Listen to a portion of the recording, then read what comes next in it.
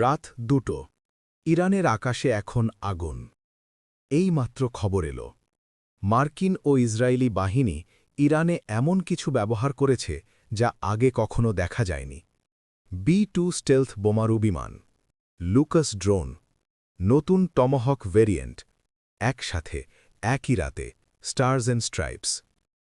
মার্কিন প্রতিরক্ষামন্ত্রী হেগজেথ বললেন, আমরা এখনও পুরো শক্তি দেখাইনি, আসল অভিযান এখনও শুরুই হয়নি। মানে এটা শুরু মাত্র। ইরানের সংসদ ভবনে হামলা, রাষ্ট্রীয় টেলিভিশনের সদর দপ্তর ধ্বংস, তেহরানের আকাশে কালো ধোঁয়া। রাত 2টোয় এটাই ঘটছে এখন।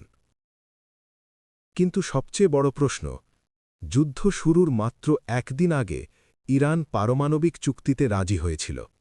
ওমান বলেছিল শান্তি সম্ভব। তারপরেও হামলা হলো কেন? এই প্রশ্নের পূর্ণ উত্তর আজ রাত 8টায় দেব। বাংলাদেশ সময় রাত 8টায় এই চ্যানেলে আসুন। সম্পূর্ণ বিশ্লেষণ, সব প্রশ্নের উত্তর।